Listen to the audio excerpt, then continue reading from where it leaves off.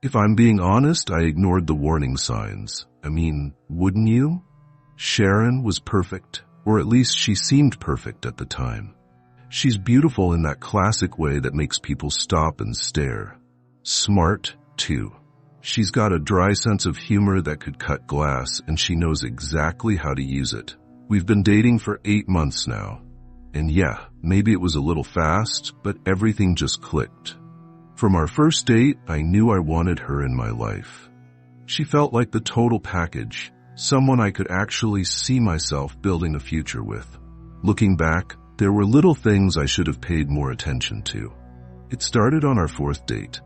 We were sitting on her couch, drinking wine, when she brought it up. "I should probably warn you about something," she said, swirling her glass. I raised an eyebrow, already half in love with her. "Oh? What's that?" "I'm not the easiest person to sleep next to," she said. I laughed, thinking she was making a joke. "Don't worry, I've shared a bed with snorers before. I think I can handle it." She shook her head, a small smile playing on her lips. "It's not just snoring. I talk in my sleep. Sometimes I move around well, I've even been known to slap people by accident." "Slap people, huh? Sounds like an occupational hazard," I teased. She gave me this look, half serious, half amused. "I'm just saying it's happened before. If you decide to stick around, you've been warned." At the time, I didn't think much of it. It sounded harmless, even kind of cute. But looking back, yeah, I should have taken her more seriously. The first time I stayed over at her place, I was anticipating a slap in my sleep just so I could poke fun at her about it the next morning. But for the most part, that first night was uneventful. She tossed and turned a little, muttering what sounded like random gibberish, "Not the red one," and "Don't let it fall." I barely noticed. Over the next few weeks, her quirks started to come out more. One night, I woke up to her hand smacking me squarely in the chest. "What the hell?" I mumbled, groggy and confused. Sharon was still asleep, her arm falling limp against the bed. The next morning, I brought it up over breakfast. "So, you hit me last night?" She almost choked on her coffee, her eyes wide with mock horror. "I did?" "Yup. Full-on smack. Guess you were dreaming about fighting someone." She grinned, shaking her head. "Maybe I was dreaming about Aaron." Aaron was her ex-husband. She didn't talk about him much, but from what I gathered, their divorce had been messy. The way she said his name, half joking, half bitter, made me wonder if there was more to the story. Still, I laughed it off. At the time, it didn't seem like a big deal. The warnings kept coming, however, in subtle ways I didn't recognize for what they were. A few weeks into staying over, Sharon brought it up again one night as we got into bed.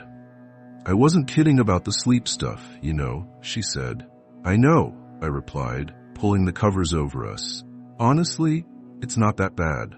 It's sort of adorable." Her smile faltered for just a second. "Just don't freak out if I say something weird, okay?" I gave her hand a reassuring squeeze. "Sharon, it's no trouble, really. I think you're perfect, and nothing you say in your sleep is going to change that." She smiled again, but this time it didn't quite reach her eyes. At the time, I thought it was nothing. Now I wish I'd taken that moment more seriously. The first few weeks of staying at Sharon's place were normal enough. Sure, she moved a lot in her sleep, tossing, turning, even mumbling, but I figured it was just part of her quirky charm. But then her topics of conversation changed, dramatically. At first, she'd say things like, "Put that down," or "Get the cat." Harmless nonsense, and I'd laugh about it the next morning. But one night, about a month in, I woke up to something different.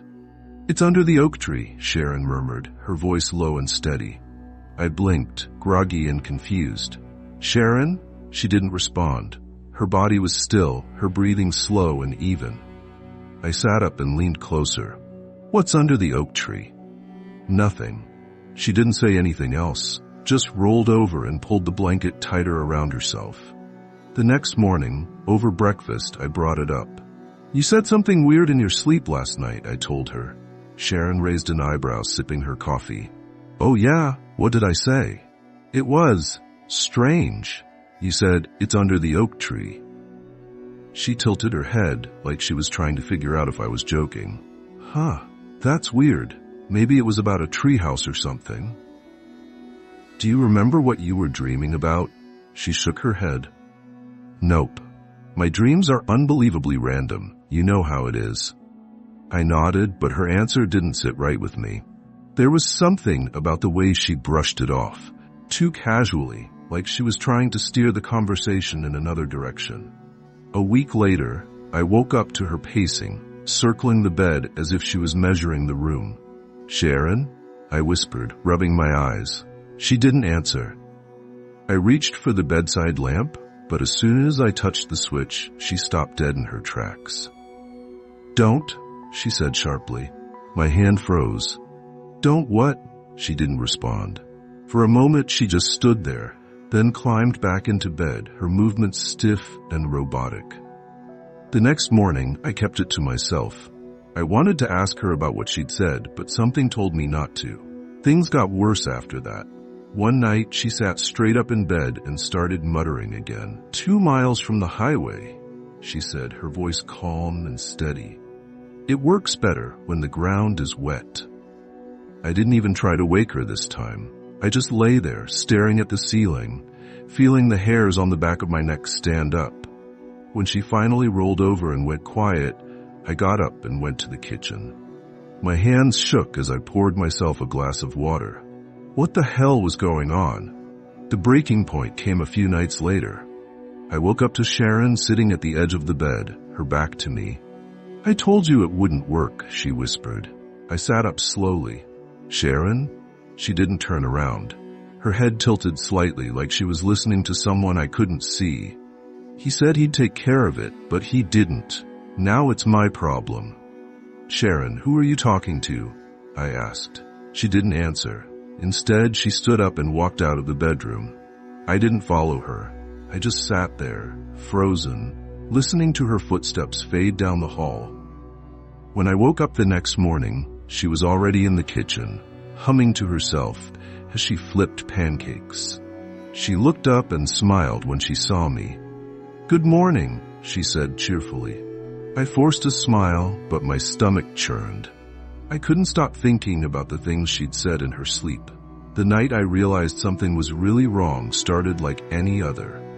Sharon fell asleep quickly, curled up on her side, while I stayed awake scrolling on my phone. Everything seemed normal until I heard her voice. At first, I thought she was speaking to me. I held his nose shut, she said. I froze. Her voice was low, cold, almost monotone. It didn't take long. He ticked for a while, but then he stopped. I turned to her. Sharon was still lying on her side, breathing slowly. Sharon? I whispered. She didn't respond. Her voice dropped to a whisper. Dragged him down the embankment. The soil was soft, perfect for digging. What the hell? I muttered under my breath. I didn't sleep for the rest of the night. The next morning, I confronted her. You were talking in your sleep again last night. Sharon glanced up from her coffee, looking amused. Oh, no, really? What did I say this time? I hope it wasn't anything embarrassing. I hesitated. You said something about suffocating someone and digging a grave. She frowned. That's weird. Maybe a nightmare about one of those crime shows I watch. You know how much Netflix I binge. She laughed, but it didn't feel genuine. You don't remember what you were dreaming about? I pressed. Sharon shook her head. No, sorry. Honestly, Chris, I never remember any of my dreams. I nodded, but I suspected she wasn't telling me everything. A few nights later, I woke up to her voice again. Max, she said. Her tone was calm, detached. I sat up in bed, my skin crawling. He's behind the old barn, she continued. The one with the blue door. The name was familiar. A young man named Max had gone missing years ago while on a camping trip. His case was still unsolved. The next morning, I didn't bring it up. I didn't know how to. But I couldn't get the name or her words out of my head. I Googled Max's name on my phone. His disappearance had happened in the next county over. There was no mention in the reports of a barn or a blue door, But the other details Sharon had mentioned matched the description of the area where he'd last been seen. A few days later, I worked up the courage to suggest something to Sharon. She was grinning when I first approached. "Have you ever thought about doing a sleep study?" I asked carefully. Her smile faded. "Why would I do that, Chris?" "I don't know. Just, you've been saying some really strange things in your sleep. Maybe it's stress or something." "I'm fine," she said, shaking her head. "You're overthinking it." "What about recording it?" I said, "just so you can hear it for yourself." Her expression darkened instantly. "No, absolutely not. That's a huge invasion of privacy." "I wasn't trying to. If you ever record me without my permission, Chris, we're done. I mean it." Our eyes met, I nodded, and we went on with our day. Inside, however, my world was unraveling. That night, after she fell asleep, I couldn't help myself. I propped my phone under a pillow on her side of the bed and hit record. The next morning, while Sharon was in the shower, I played back the audio file. At first, it was just static. Then, around 2 a.m., her voice came through, clear as day. "Nina screamed too much," Sharon murmured.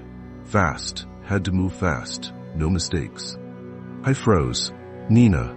I knew her too. A teenager by that name had disappeared 5 years ago, and her case was still open. No, it couldn't be, I thought. This isn't impossible. I couldn't ignore it anymore. I had to know if what she was saying was true. That afternoon, I drove to one of the locations Sharon had described. A barn with a blue door. It wasn't far, about 20 minutes outside of town. I found it easily enough. The building was old and weathered, its door faded to a dull gray. Behind the barn was a small grove of trees. The soil beneath them looked disturbed, like someone had dug there recently. I told myself to leave, but I couldn't.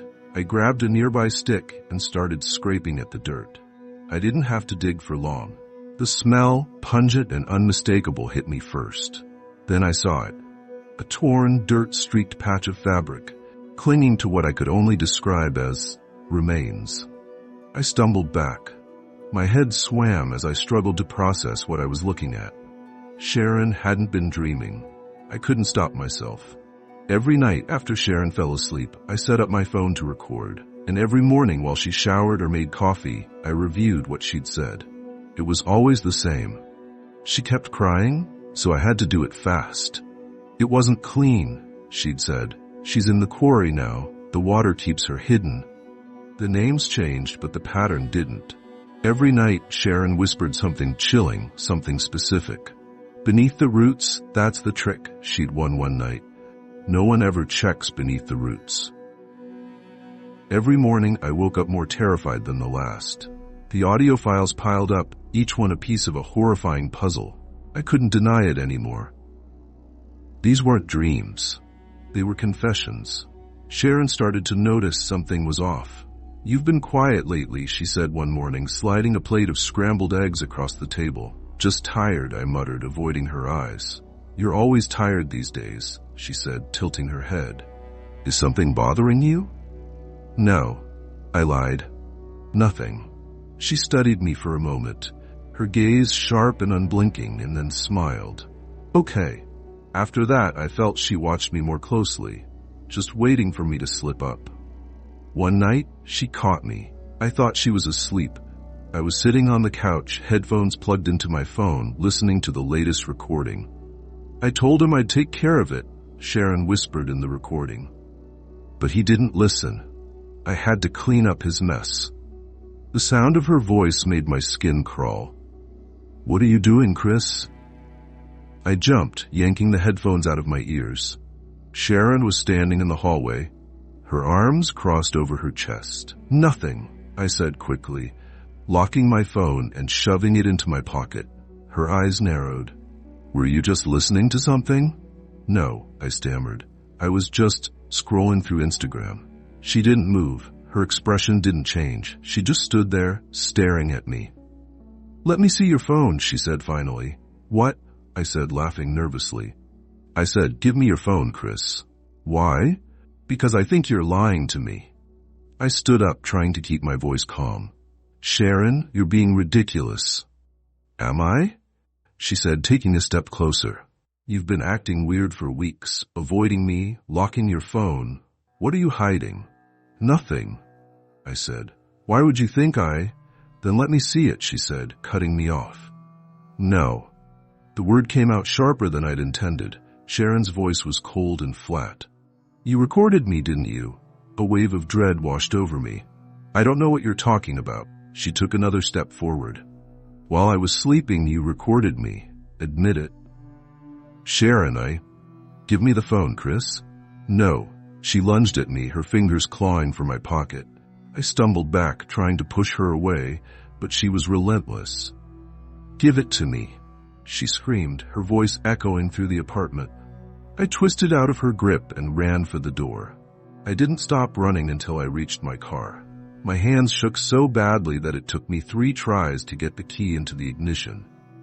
As I pulled out of the parking lot, I glanced back at the building. Sharon was standing at the window, watching me. I didn't go back for my things, not even my phone. The next day, I logged into my cloud account from a public library computer. The recordings were gone. Sharon must have found a way to delete them. I sat there staring at the empty folder. All the evidence, every scrap of proof, was gone. I didn't go to the police. I couldn't. What was I supposed to say? That my girlfriend confessed to a dozen murders in her sleep? That I found a body exactly where she said it would be? They'd laugh me out of the station, or worse, they'd think I was involved. And without the recordings, I had nothing but my word. Instead, I did the only thing I could think of. I ran. I drove straight to the next town over, checked into a cheap motel, and spent the rest of the night staring at the cracked ceiling, trying to figure out what the hell I was going to do. The next morning, I bought a new phone with cash. It was nothing fancy, just a basic model that could make calls and access my cloud account. Not that it mattered. The recordings had vanished. Every file I'd backed up had been erased. She'd found a way to delete them. For weeks, I stayed in the motel, keeping my head down and jumping at every sound outside my door. I just knew Sharon was out there, watching, waiting for the right moment to strike. I avoided social media, too afraid she would use it to track me down. The only thing I kept up with was the news. Every morning I scrolled through local crime reports, praying I wouldn't see her name, or worse, hear that another body had been discovered. At first, there was nothing. No missing persons or disappearances, no murders. For a moment, I let myself believe that maybe I'd scared her enough to stop. Then, the killings started again. It was small things at first. A man found strangled in his home, a woman's body pulled from a lake. Both in neighboring counties, the circumstances eerily similar to the stories Sharon had whispered in her sleep. I told myself it was just a coincidence. It had to be. But then it got closer. A teenage girl went missing from my hometown, her bike found abandoned on the side of the road just a mile from where I grew up. A week later, her body was discovered in a shallow grave beneath a grove of trees. I couldn't breathe when I saw the report. The site matched Sharon's description exactly. Beneath the roots, that's the trick. No one ever checks beneath the roots. It was her. It had to be. The breaking point came when the news reported another victim, my cousin Riley. Riley and I weren't close, not anymore, but we'd grown up together. She was the kind of person who lit up every room she walked into, always smiling and laughing. When I saw her name on the news feed, I felt like the floor had been ripped out from under me. The reporter said she'd been found near the same grove where the teenager's body had been discovered. They didn't give any details, but I already knew what they weren't saying. I knew it was Sharon. For days, I couldn't eat or sleep. All I could think about was Riley, how I could have stopped this if I'd done something sooner. If I'd gone to the police or told anyone, about what Sharon had said. But I hadn't. I'd run away like a coward, and now Riley was dead. The guilt was suffocating. I've made a lot of mistakes in my life, but running away from Sharon has to be the worst. I thought leaving would save me. I thought it would keep her from finding out how much I knew. But the truth is, it didn't save Riley. It didn't save anyone. I can't keep this to myself anymore. I don't care if no one believes me or if people think I'm crazy. Even if it put a target on my back, I have to tell someone, have to do something. For days I've sat here trying to find the right words that might make someone believe me, words that might stop her. But the truth is, I don't think it matters anymore. Riley is dead, and it's my fault. I can't stop seeing her face on the news. I can't stop hearing my mom's voice on the phone, shaking as she told me what happened. I could have done something. I could have stopped Sharon, but I didn't. I ran. My hands are shaking, my head is pounding, and my chest feels tight, but I have to get it out. I just need someone to know. Her name is Sharon. She's smart, beautiful, perfect on the outside, and she's a murderer. She's confessed to everything. Max, Nina, all of them. She described how she did it, where she buried them. I thought it was just dreams at first. God, I wanted to believe it was just dreams. But I found one of them. I dug where she said to dig, and there he was. I tried running. I thought if I stayed quiet, she'd let me go. But the killings never stopped. I suppose I want someone to know the truth before she finds me, because she will. It's just a matter of time. There's a noise. I freeze, my fingers hovering over the keyboard. I hear the sound of glass breaking, of footsteps, slow and steady, coming from the kitchen. A wave of nausea overwhelms me. I grab the gun from my nightstand, my hands trembling so badly I nearly drop it. Oh God, she's here. I don't know if I'll make it out of this. If I disappear, you'll know why. If anyone finds this, please, don't let her get away with it.